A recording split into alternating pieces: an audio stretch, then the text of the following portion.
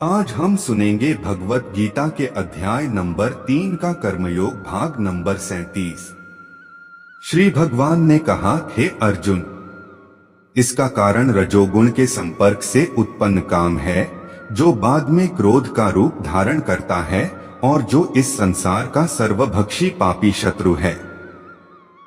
जब जीवात्मा भौतिक सृष्टि के संपर्क में आता है तो उसका शाश्वत कृष्ण प्रेम रजोगुण की संगति से काम में परिणत हो जाता है, अथवा दूसरे शब्दों में ईश्वर प्रेम का भाव काम में उसी तरह बदल जाता है जिस तरह इमली से संसर्ग से दूध दही में बदल जाता है।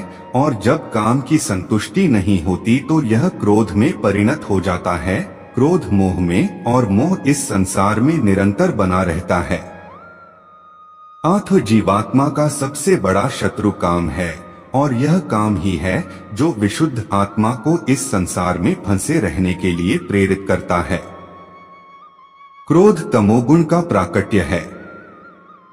ये गुण अपने आप को क्रोध तथा अन्य रूपों में प्रकट करते हैं।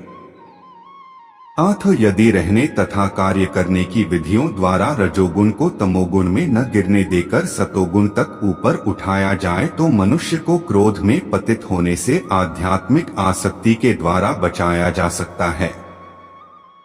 अपने नित्य वर्धमान चिदानंद के लिए भगवान ने अपने आप को अनेक रूपों में विस्तरित कर लिया और जीवात्माएं उनके इस चिदानंद के ही अंश हैं।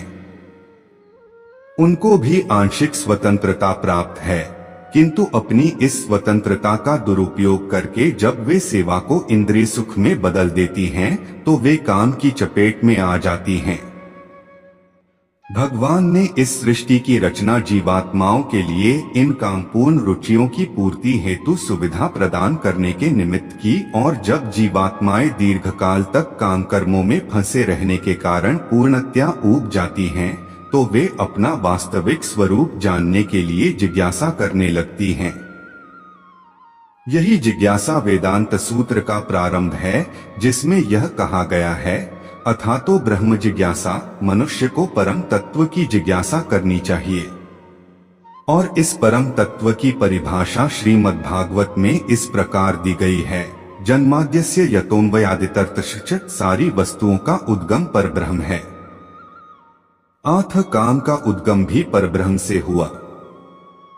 यदि काम को भगवत प्रेम में या कृष्ण भावना में परिणत कर दिया जाए, या दूसरे शब्दों में कृष्ण के लिए ही सारी इच्छाएं हों, तो काम तथा क्रोध दोनों ही आध्यात्मिक बन सकेंगे। भगवान राम के अनन्य सेवक हनुमान ने रावण की स्वर्णपुरी को जलाकर अपना क्रोध प्रकट किया, किंतु ऐसा करने से वे भगवान के सबसे बड़े भक्त बन गए। यहाँ पर भी श्री कृष्ण अर्जुन को प्रेरित करते हैं कि वे शत्रुओं पर अपना क्रोध भगवान को प्रसन्न करने के लिए दिखाएं। काम तथा क्रोध कृष्ण भावनामृत में प्रयुक्त होने पर हमारे शत्रु न रहकर मित्र बन जाते हैं। अगले भाग में हम सुनेंगे भगवत गीता के अध्याय नंबर 3 का कर्मयोग भाग नंबर 38।